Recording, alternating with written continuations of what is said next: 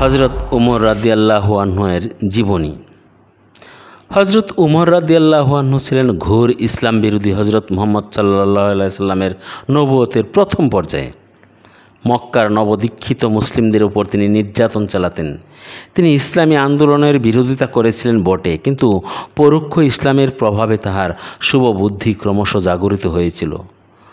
রাসূল সাল্লাল্লাহু আলাইহি সাল্লামের অজ্ঞাতসারে একদা তাহার মুখে কোরআনের আবৃত্তি শুনিয়া তাহার মনে ভাবান্তর ঘটনার বর্ণনা পাওয়া যায়। একদিন ভগিনী ও ভগ্নিপতিকে ইসলাম গ্রহণের জন্য নির্দয়ভাবে শাসন করতে গিয়ে নিজেই ইসলামের প্রতি আকৃষ্ট হয়ে পড়েন এবং রাসূল সাল্লাল্লাহু আলাইহি সাল্লামের নিকট উপস্থিত হইয়া ইসলাম গ্রহণ করেন।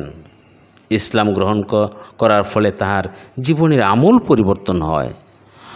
পরবর্তীকালে তিনি ইসলামের সেবায় অক্ষয় কীর্তি রেখে যান। খিলাফত লাভের পূর্বে খেদমত হিজরতের 4 বছর পূর্বে যখন তিনি ইসলাম গ্রহণ করেন তখন তার বয়স ছিল 26 বছর। তাহার পর হইতে তিনি পূর্ণ শক্তিতে ইসলামের খেদমতে নিয়োজিত হয়ে পড়েন।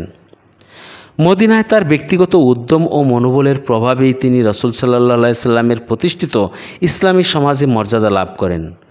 গোত্রীয় মর্যাদার কারণে নয়, সৈনিক হিসেবেও তার প্রভূত খ্যাতি ছিল। তিনি বদর, উহুদ ও অন্যান্য যুদ্ধে যোগদান করেন। হাদিসে আছে, কোরআনের কয়েকটি স্থানে উমর রাদিয়াল্লাহু আনহু-এর উক্তি সমর্থনে আয়াত না অবতীর্ণ হয়েছিল, যথা 1-2-25 কাবা গৃহের পার্শ্বস্থ মাকামে ইব্রাহিমে সালাত আদায়, 33-53 রাসূল সাল্লাল্লাহু আলাইহি সাল্লামের বিবিগণের সামনে পর্দা পালন ইত্যাদি। সাহাবীগণের মধ্যে শ্রেষ্ঠত্ব হজরত আবু বকর সিদ্দিক রাদিয়াল্লাহু আনহু হজরত উমর রাদিয়াল্লাহু আনহু-এর অগ্রগণ্য ছিলেন। হজরত উমর রাদিয়াল্লাহু আনহু বিনয় সহকারে তা স্বীকার করতেন এবং সর্বদা হজরত আবু বকর রাদিয়াল্লাহু আনহুকে যথোপযুক্ত সম্মান দেখাতেন। রাসূল করিম সাল্লাল্লাহু আলাইহি সাল্লামের বিবি হজরত হাফসা রাদিয়াল্লাহু আনহু হজরত উমর রাদিয়াল্লাহু আনহু-এর কন্যা ছিলেন। খেলাফত লাভ ও শাসনকার্য হজরত আবু বকর রাদিয়াল্লাহু আনহু-এর খিলাফতকালে হজরত উমর রাদিয়াল্লাহু আনহুই ছিলেন তার প্রধান উপদেষ্টা। মৃত্যুর পূর্বে তিনি উমর রাদিয়াল্লাহু আনহুকেই তার স্থলাভিষিক্ত মনোনীত করেন। সাহাবীগণও সর্বসম্মতভাবে উমর রাদিয়াল্লাহু আনহুকে তাহাদের খলিফা রূপে গ্রহণ করেন এবং এই রূপে নেতা নির্বাচনের আরবীয় প্রথা অনুসারে জনগণের সমর্থনের ভিত্তিতেই উমর রাদিয়াল্লাহু আনহু তার খিলাফত শুরু করেন। মুসলিম রাষ্ট্রের পরিধি বৃদ্ধি করার জন্য যুদ্ধ করা তার অভিপ্রেত ছিল না। যে সকল সেনাপতি মুসলিমদের প্রয়াসকে সাফল্যমণ্ডিত করেছিলেন তিনি ছিলেন তাদের সকলের উত্তম। এই ক্ষেত্রে তার কৃতিত্ব সর্বজন বিদিত। হজরত উমর রাদিয়াল্লাহু আনহু-এর সময়েই ইসলামী রাষ্ট্রের বাস্তব ভিত্তি স্থাপিত হয়। যখনই কোনো প্রশ্ন বা সমস্যার উদ্ভব হতো তিনি সাহাবী রাদিয়াল্লাহু আনহুগণকে একত্র করে জিজ্ঞাসা করতেন সেই ব্যাপারে। হজরত সাল্লাল্লাহু আলাইহি সাল্লাম কোনো উক্তি বা সিদ্ধান্ত আছে কিনা তাহাদের সহিত আলোচনার ভিত্তিতে তিনি এই সিদ্ধান্ত গ্রহণ করতেন। কোরআন ও সুন্নাহ হয়েছিল তাহার সংবিধান এবং বিশিষ্ট সাহাবী যথা আলী, আব্দুর রহমান ইবনে আউফ রাদিয়াল্লাহু আনহু প্রমুখগণ ছিলেন তাহার পরামর্শ সভার সদস্য। তার জীবনযাপনের মান সাধারণ নাগরিকদের অনুরূপী ছিল।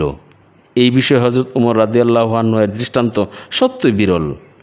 শাহাদাত উমর রাদিয়াল্লাহু আনহু-এর অন্তরে আল্লাহর ভয় ও ভক্তির মধ্যে দৃশ্যত ভয়ই ছিল প্রবলতর। তিনি যে সম্মান আলোচনা করেন তা তার চরিত্রগুণের কারণে, শারীরিক শক্তির জন্য নয়।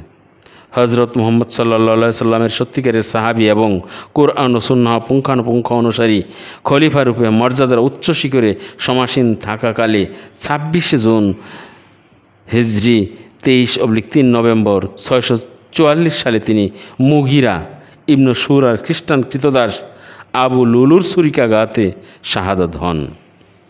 ইতিহাসে কথিত হইয়াছে যে উমর রাদিয়াল্লাহু আনহু-এর নিকট আবু লুলু তার মনিবের বিরুদ্ধে অভিযোগ করে।